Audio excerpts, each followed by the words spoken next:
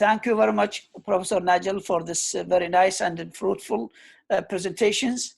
I think now we are allow our colleagues, the deans, the staff, academic staff from all of Iraq to ask if they have questions. Definitely they have a lot of questions. Either they raise hand or... Okay, well,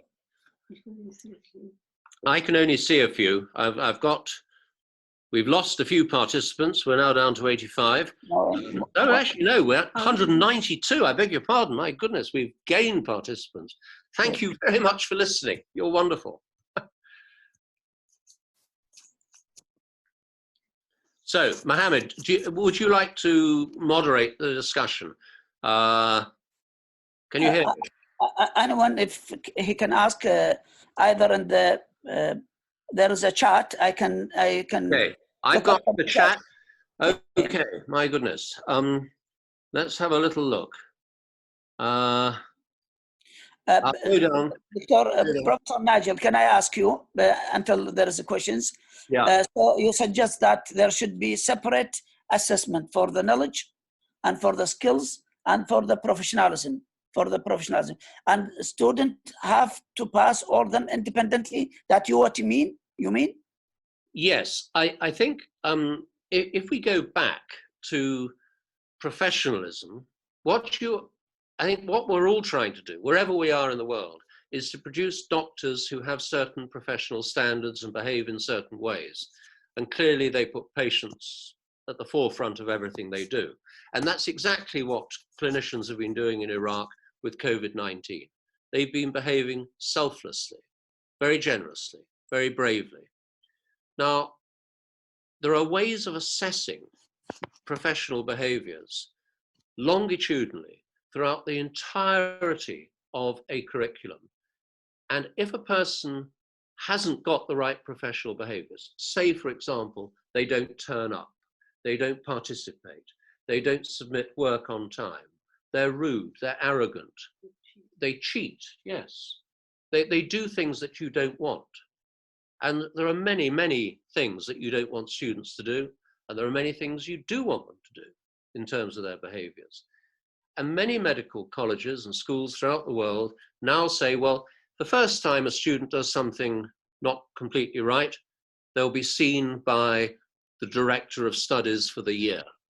The second time, they'll be seen by the director of studies for the whole course.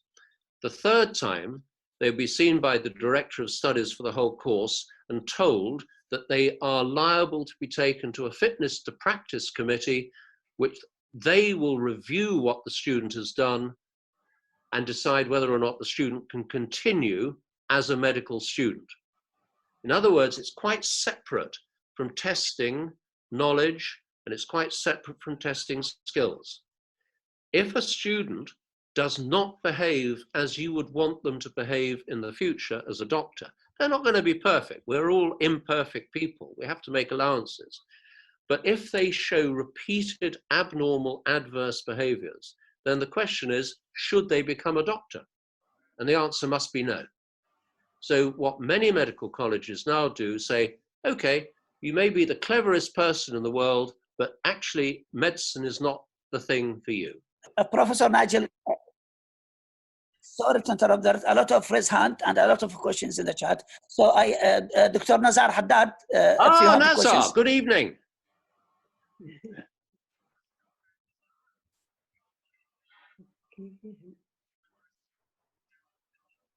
I can't hear Nazar. If we can't hear, then Ahmed Hashim from Karbala, I think, Dr. Ahmed Hashim. He is the assessment lead, if I not did a mistake. Ahmed Hashim, if you hear me, you raise hand. If you are Nazar Haddad, okay. I've got Nazar. Hello. Welcome. Thank you very much, Professor Nigel, for an interesting lecture. I just have one question about using the same language. Yes. Is it prohibited to use another language to explain some of the topic to our students, even phrase your whole language in English language, because from the feedback from students, they found that speaking in Arabic language have a great impact on them rather than to speak in single English language. Although we are changing our rhythms in presenting our lecture, but speaking sometimes in Arabic may carry the information. So did you advise us to continue with or to stop that behavior? Thank you very much. I think do whatever works best for your students. But it is actually very difficult to listen in one language and look in another. Some of the slides that I see and Deborah has seen from a number of medical colleges in Iraq are very busy. They're full of text. They are like textbooks. And if you want the student to read that slide and to listen, and they're reading and listening in different languages, that's difficult. So yes, I can quite understand that students like to listen in Arabic. I would like to listen in English. It's much easier for me. But if your slides have to be in English, then make them very simple. Make them really simple.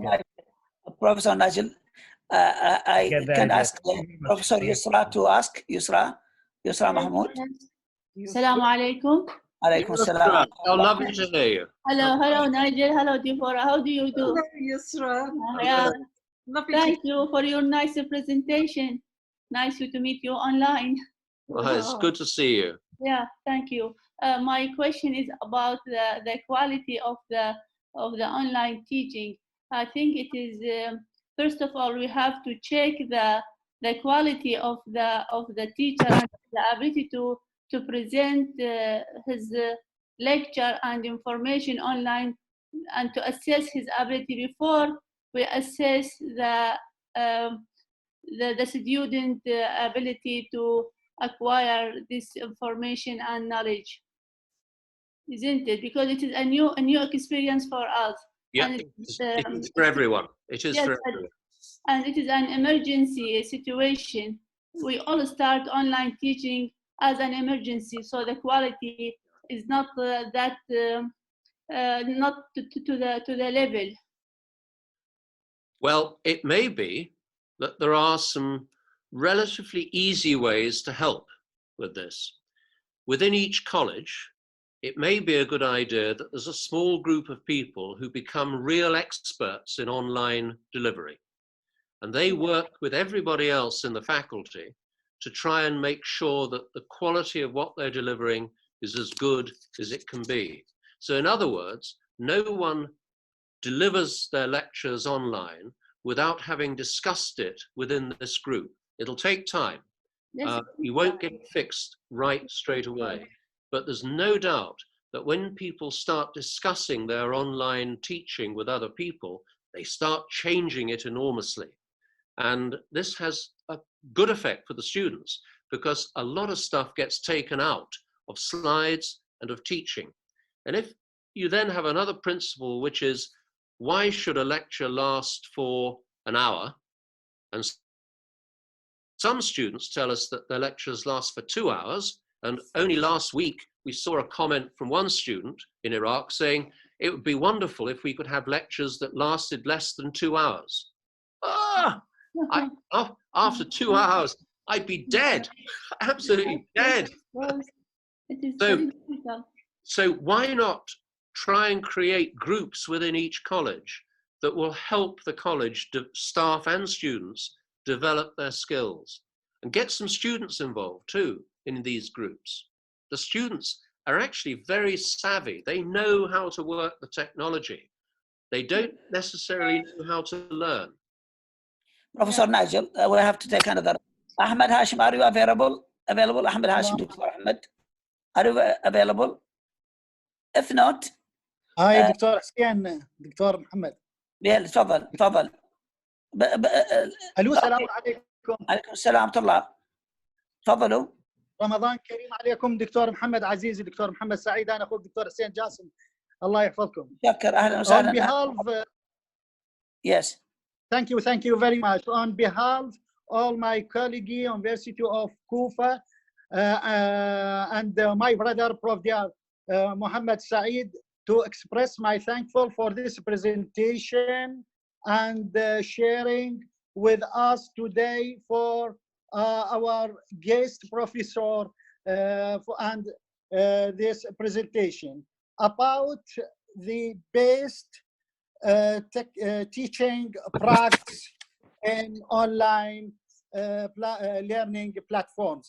According to my experience about the engagement in different online learning platforms, and also my using the theories, center student theories of center students and center teacher, found online learning provide multi avenues for communicating with the students by using standard communication, such as you know, chat and instant messaging without overlook embedded audio and video. Also, and provide active learning by, as you explained us, by engage hands-on learning online students to interview and gathering and analyzing local data, as well as use many ways we can add. For example, badges for our courses for recognizing students on basis of achieving particulars. So my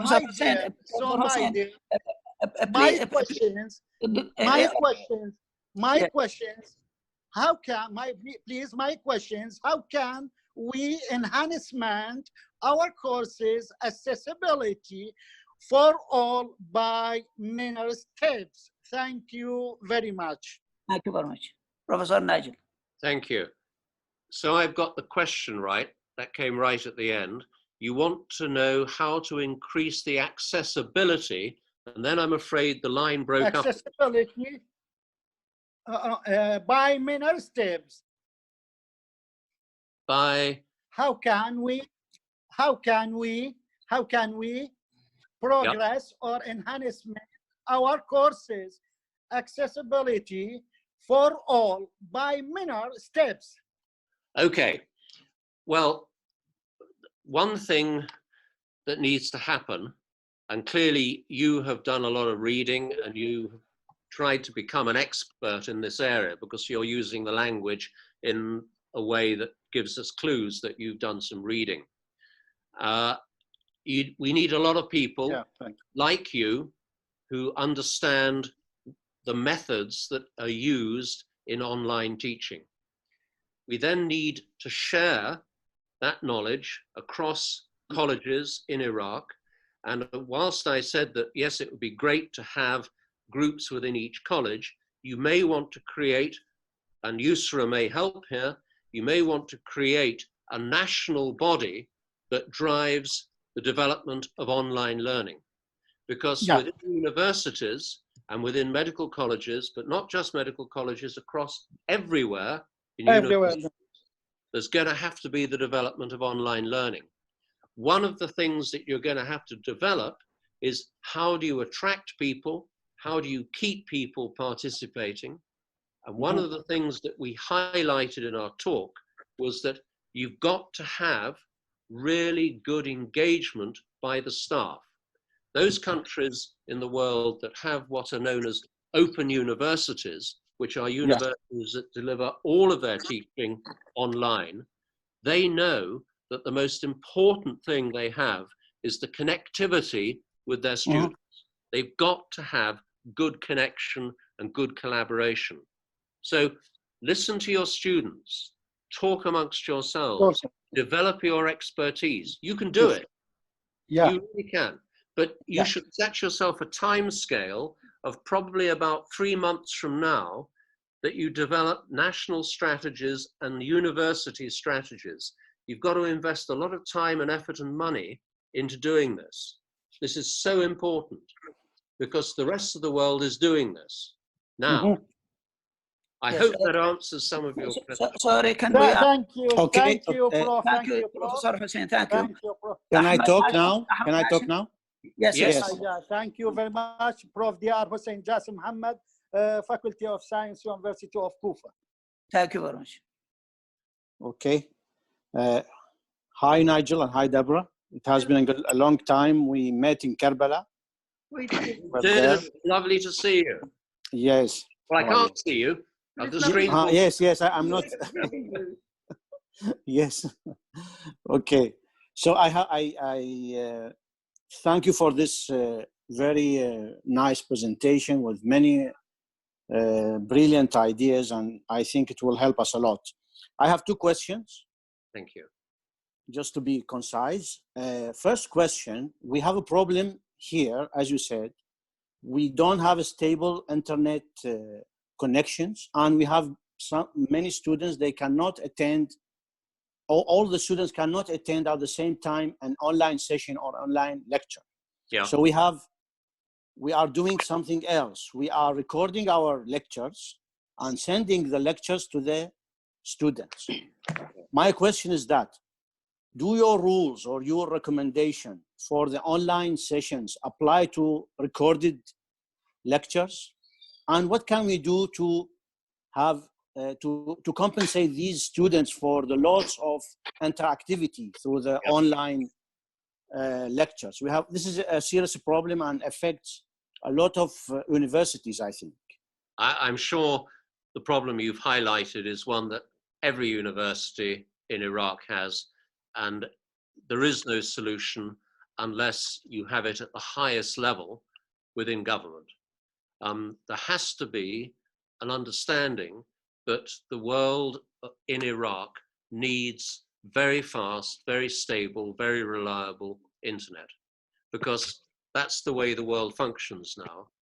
And your students need it. You need it. If you're a shopkeeper, you need it. Whoever you are, you need it. We have already picked up that about 60% only of, no, sorry, about 20% only of students have access to the internet more than 90% of the time. By far the majority of students have a very shaky internet connection in Iraq. So our recommendation is very simple. The deans of colleges, the presidents of university need to talk to whoever it is within government to, as a priority, get the internet sorted. It's not difficult to do. It really isn't. It's very straightforward. It isn't high-tech engineering. It's quite low-tech engineering, but it can be done very quickly. So that would be my recommendation. In answer to your question about the sending of lectures to students and the lack of interaction, well, you probably could have interaction with a number of them in Karbala and elsewhere, but you have to do it asynchronously. You can't do it all at the same time. And just delivering lectures, I'm afraid, is not enough. You've got to have interaction with students. It's that personal contact of the tutors with the students to form that community, which is so important. Let me read you something which is in a paper published quite recently, and it comes from, I can find it. It comes from Purdue University in the United States, and it was published a couple of years ago. And there's a lovely comment in it, which I'd like to read you in full. Online learning environment is very largely self-driven and dependent on the learner's ability to manage academic responsibilities. If learners have not experienced this kind of self-imposed academic discipline before, they are very likely to experience demotivation, forcing them to quit. Now, if you don't have engagement and support the students, they will give up. And that would be tragic. That would be tragic. We've got to find ways of giving them that engagement. So please go to the Ministry of Telecommunications, go to the Prime Minister. I'll talk to whoever you want. Deborah we can't be with you, much to our disappointment, but please, please persuade the powers that you need the internet. So important. Okay. Sorry. Another question. Ahmed, please. We have a lot of questions. Can you write it? And we found a way to communicate. Because this is very important, Dr. Mohammed. It's about the fast tracking. Please be brief, because a lot of people raise their hand and put their questions in the chat. Please be brief. Thank you very much. Okay. Please, your question, Dr. Ahmed. Can I talk? Yes, Ahmed. Yes. Yes. I just want I want to ask you about your experience in UK about fast tracking students. What are the criteria? Because maybe we will not be able to do exams for the students because of the COVID-19. Yeah. So what do you think about fast tracking students to graduate them without exam? I want your opinion about this. Well, that's been happening in a lot of medical schools. In our own medical school in Sheffield, they had a virtual graduation ceremony about 2-3 weeks ago. Yeah. And virtually every medical school in the UK has gone down that route. Now, they had written final examinations. Now, most medical schools now in the UK do their written final examinations about 6 months before graduation. And the last 6 months are taken up with intensive clinical work. Now, they clearly couldn't do a clinical examination, an assessment, clinical assessment of the students, because we can't do that now. So what has happened in most UK medical schools is that the judgment as to whether someone should pass or not pass was made on their performance during their clinical attachments. Now, the performance during their clinical attachments was graded not according just to attendance. Yes, that we do know whether they attend or don't attend, but it was also graded on the work that they've undertaken during their clinical attachments. Now, one of the key issues there is that most medical colleges here, and indeed in a lot of places, are using other types of assessments other than a final OSCE. The final OSCE has a place, but it probably is quite limited. They were making judgments on the performance in mini CEXs, case-based discussions, observed long cases, which have been occurring formally throughout all the clinical attachments, so that there was a wealth of knowledge on the performance of the students. Now, you can't do that. What are we going to do in the future? How are we going to teach our students clinical medicine? Well, you may be in a fortunate position in Iraq because your COVID-19 problem seems to be lessening.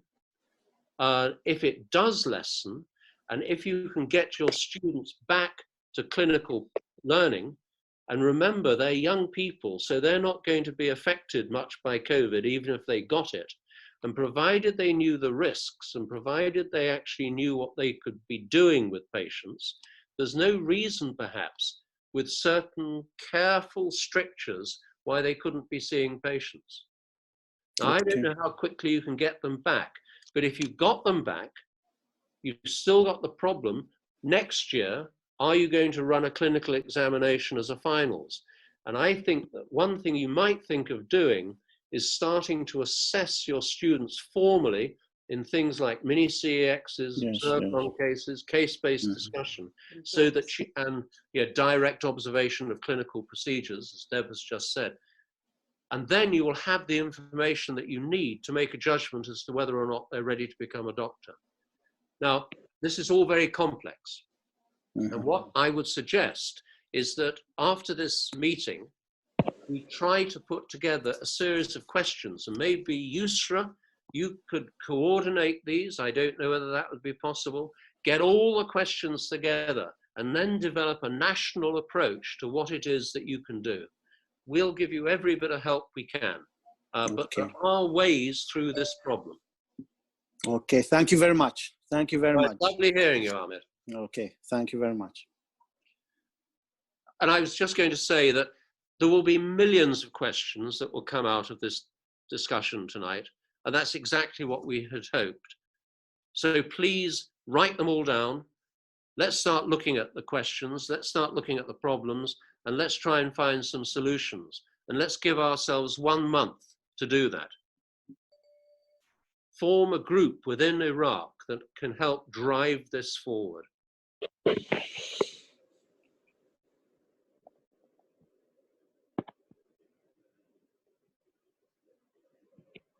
There's some lovely comments in the chat box. I've just come into it.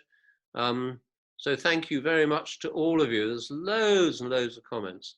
I think someone says, I think our medical education need to hold many workshops to apply the ideas of this lecture. Yeah, every medical college needs a director of medical education. Every medical college needs a dean that allows the director of medical education to get on with their job, and it's a full-time job. So, you've just appeared, Professor Raid. How nice to see you again. Thank you very much, Professor Najib, for the nice presentation.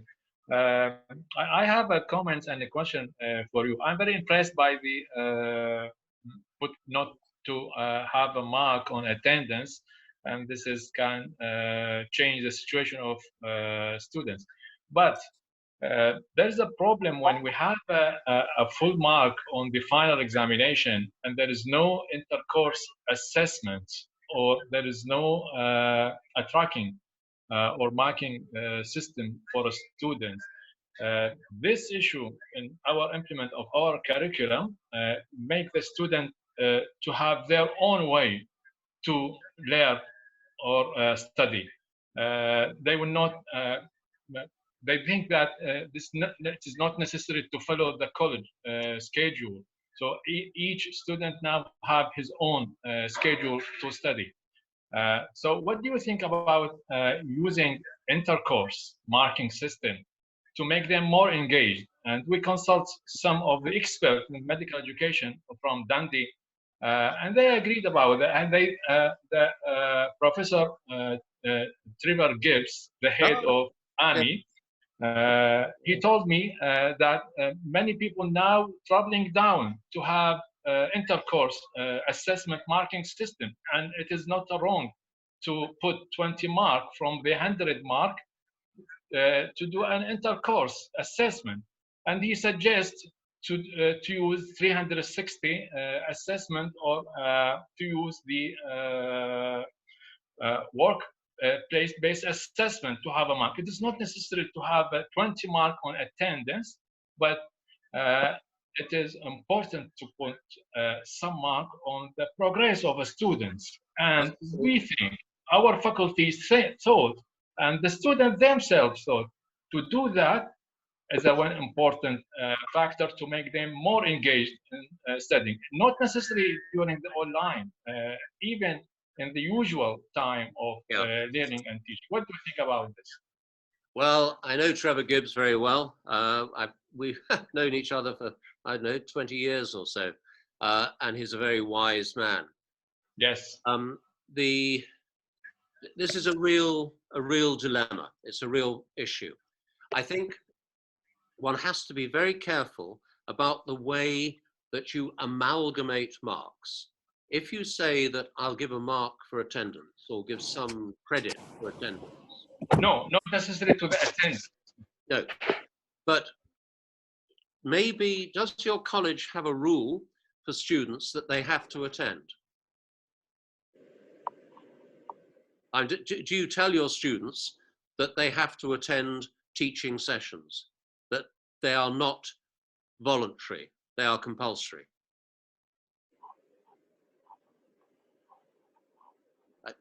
I don't know, you've gone mute, I'm afraid.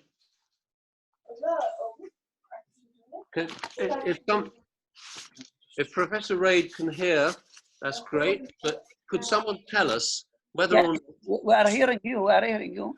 No problem. No problem. is it compulsory for students to attend?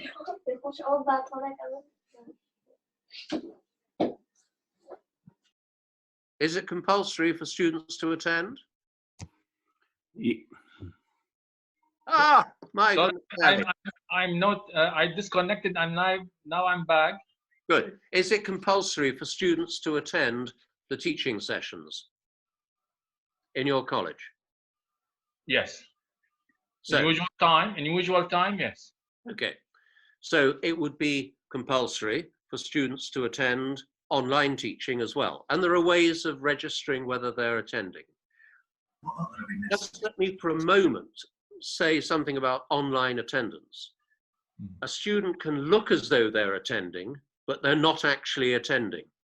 They can press their computer buttons or they can switch their smartphone on and you think they're attending, but they're not. The only way, This is what happened now. yeah, the only way to find out whether they are participating is by doing online quizzes in the middle and doing work that they have to do with others in their year or group online. And by doing that, you can track whether the student is actually engaging. There are techniques of tracking the student's work from a distance. This is why you need IT expertise. So you can track whether the student is actually engaged by doing online quizzes, because as soon as they respond, you know they're engaged. If they're not responding, you know they're not engaged. It's like a chemistry lecture I showed you. So there are ways of doing it. The technology is there to do it. If attendance is compulsory and a student doesn't attend, what do you do? Well, the first time you might say, well, why aren't you attending? And they say, well, the internet's not working, my grandmother was ill, my cat got sick, whatever.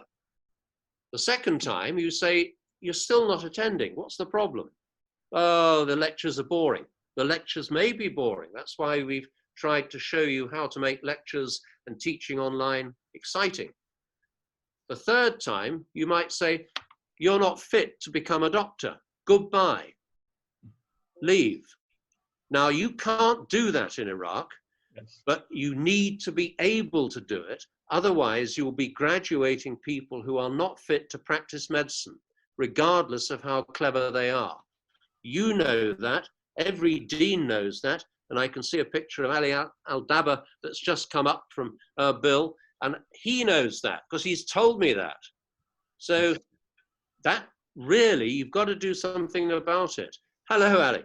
We can't correct that, but it's desperately important that if you want to change behaviors to make these young students become good doctors, you've got to have a rigorous way of policing attendance. So, Professor Nigel, can we ask, allow Dr. Ali Dabak to ask because he has hand. yeah, it's lovely to see you. Hello, Nigel. Hello, Deb. How are you?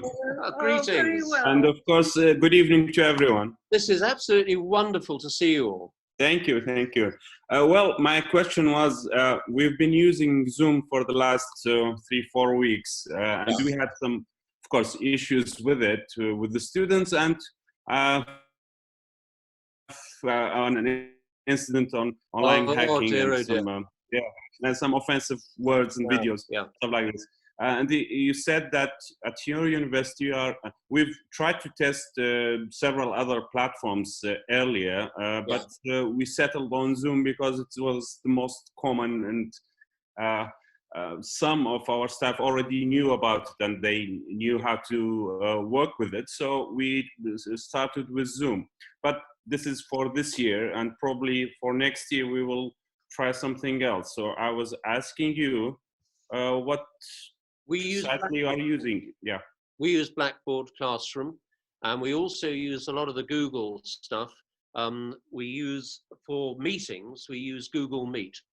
For meeting, yeah. So the two main things that are used in the university are Blackboard and Google Meet.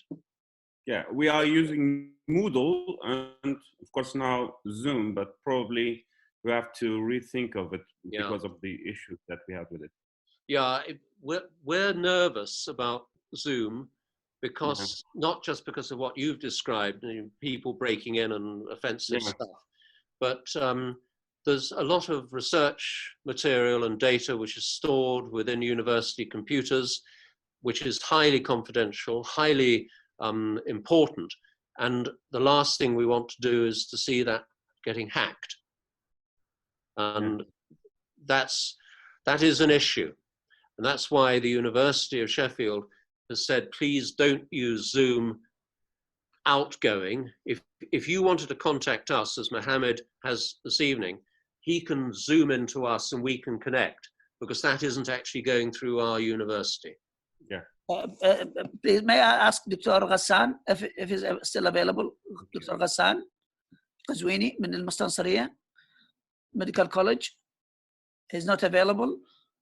Dr. Hilal Safar, Professor Hilal, please. I think Hilal's gone for a run. No. Daily exercise. Still available. Please, Dr. Hilal. مساء الخير. مساء الخير دكتور غسان. Welcome. نعم دكتور غسان قزويني من كلية الطب المستنصرية. Welcome. Yes, nice to hear you. Good evening to everybody. Good evening. I would like to describe our situation in our college, Mustansiriya College of Medicine. Please, Dr. Ghassan, please, the time is very limited. Please, can be so precise. Please. Okay. Let's go to the end. My question was assessment. Assessment is a very difficult issue. How truthful could be the answers of our students? To start with, we thought that e-learning was to put our lectures there for our students. Everybody put his tens of lectures as a PDF or Word files, and our students were shocked with the amount of knowledge thrown to them. Later on, we tried to modify these lectures by putting our voice narration on PDF files or PowerPoint slides, and we could manage somehow. But going into assessment, we face the issue that our students are sharing answers. We tried to use the capabilities of Google Classes and shuffling sentences or questions. We tried to do several issues, but I think we need more and more to learn how skills of doing e-assessment, electronic assessment. This is my question. Thank you. Well, that's a terribly important area. Online remote assessment is a real challenge, and it's difficult. There isn't time, I think, remaining to go into it. When Mohammed and I were discussing this evening's presentation a few days ago, we wondered whether assessment would be something worthwhile spending some time on in another session like this evening. And if you were happy for that to happen, I think that would be the best place to take it. What we will do is we will talk with our head of education and learning within the university, because a chap called Wyn Morgan, has done a huge amount of work on developing online assessment strategies. This isn't something that us two are hugely familiar with. It needs real expertise. And there are some things that you can do to make it safer and more secure and stop people sharing and stop people cheating. That's really important. And the question also arises, what do you do when someone is cheating? And the answer is you say one word, goodbye. You've got to have some very big, powerful moves that you can take to change people's behavior. So assessment of professional behaviors and the assessment of knowledge, the assessment of clinical skills, that's really tricky. Manal at the College of Medicine in Baghdad contacted us recently to see what we thought about how can you assess clinical skills online in a written paper. really difficult, but you can begin to do some things which are quite useful in that area. And that too is something that we can discuss. How do you do an online assessment of someone's clinical ability? We think it can be done, not perfectly, but at least you can do something to make a judgment about a student's clinical skills online. Very happy to share that with you in due course. Dr. Hilal, are you available? Thank you, yes. Thank you, Mohammed. Thank you, Nigel, for your elegant presentation as usual. Just a quick comment. I think the problem we are facing now, as it is a challenge, but at the same time, it gives us the opportunity to improve our abilities in electronic learning. This challenge, I think there's something good in this challenge, that we learn ourselves to use this type of technology in learning. I think that the way we are delivering our presentation, the theory lectures in most of our medical schools, and in the way of just pouring information for a long time, and I think there's a lot of waste in time in doing that. Mixing online learning with our traditional teaching probably will give to us an extra hours of real discussion and interactive learning sessions, rather than delivering long lectures with the only pouring of information. You can deliver the online, make it online, have some interaction online, and then what will happen in the medical school, rather than giving more than 50% of the curriculum to be delivered in theoretical hours, you can use it for discussion, or even minimizing the hours at medical school for theory learning and increase the practical and the clinical learning. So I think we make use of this event in modification of our learning. There is no way from face-to-face clinical practice and assessment clinically. There is no way, but I think this will give us an extra time for this learning. Just one simple question. For the presentation, you suggest 30 minutes to keep the students awake and fully interested in the presentation. But this will very short time for interaction. If you want to do a poll or discussion or dividing into classrooms, this will take an extra time. And therefore, I think we have to be more generous with time during online learning. Really, in the last 2 months, I practiced for many hours online teaching. I found it is interesting, and I can get some objectives that I couldn't by doing it with the classical theoretical lecture at medical school. Thank you very much. Well, Hilal, what very wise words you have said. To take your first point of it'll change the way we do things in the future, absolutely agree. It has to change the way we do things in the future. And I think good will come. It will make us rethink why we're doing things in the way we're doing them at the moment.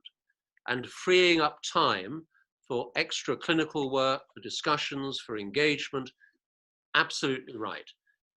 You're right, and thank you for pointing out the flaw in the argument that a lecture should be only 30 or 40 minutes. I think that if you were doing nothing else other than lecturing, talking, a lecture should not be more than 30 minutes. If you want to engage students, you probably need 2 hours. And you might start with a 20-minute presentation, 20 minutes of stuff that the students are doing, 15 minutes of more taught stuff from the lecturer, so you can mix it up. And then you have a gap after about 50 minutes for 20 minutes for refreshments and comfort breaks, and then you bring them back. So be bold. You're absolutely right, but don't talk in a lecture for more than 30 minutes. Something else, but the whole thing can be. Sorry, we have Professor Nigel. Professor Hassan Nasrallah, do you have a question? Still raising hand. Dr. Hassan Nasrallah.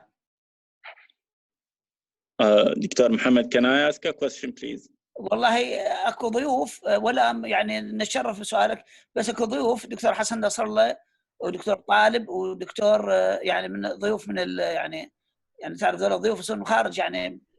اوكي. بس خلينا نشوف اذا ما عندهم دكتور حسن نصر الله كان ما موجود. اكو عندنا سؤال من دكتور محمد حازم الدباغ Head of Medical Education Department or Unit Department in Duhok Medical School.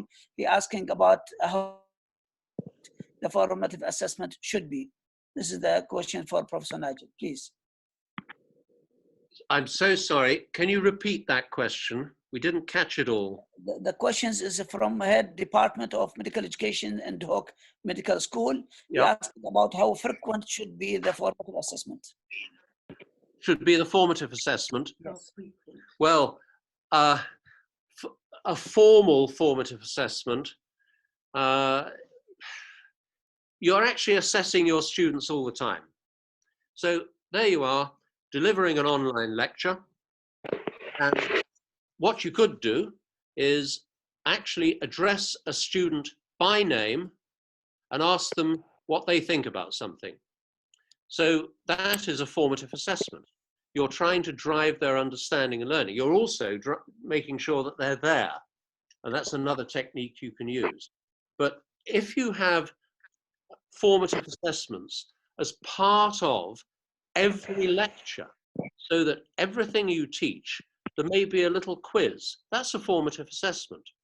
You might, if you're having a 2-week block of some experience, such as, I don't know, in the first year, you might want to introduce them to seeing patients.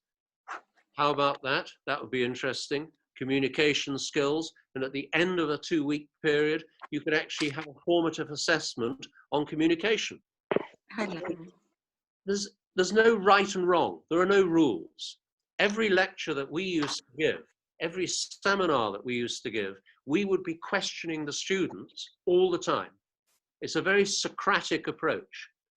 Rather than us actually saying this and A and B and C, we would say, well, there's A and there's B, so what are we going to do with it?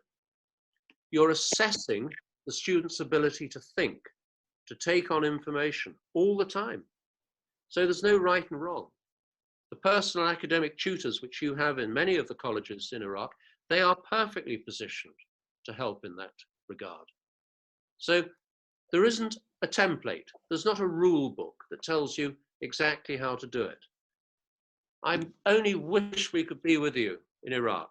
I wish we were there.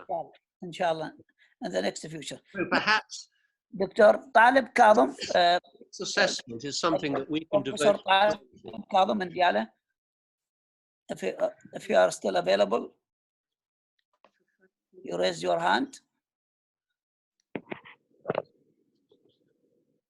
If not, what I would suggest, there's Yes. lots of questions. We've got a huge number of questions. Dr. Talib is the deputy president of ANCAMSI, National Council. Hello, salam alaikum. Alaikum salam, ahlan, welcome. Thank you, Dr. Mohammed. Always you do well, really, in supporting medical education and education in general.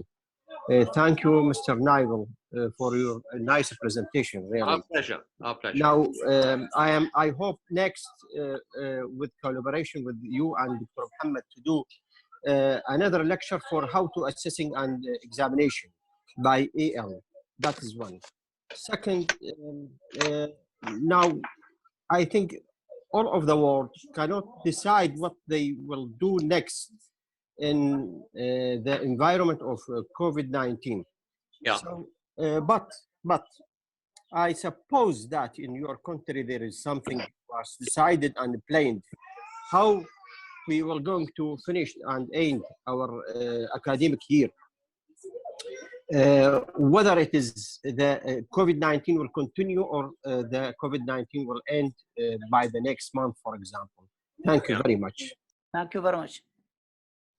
Really difficult, but going back to assessment, why don't we begin to think about how to put together an evening session on assessment? As we've said so often in the past, the best way is for us to come and live with you in Iraq and spend a long time with you. We'd love to do it, but at the moment, today, we 45. Can you survive in 45?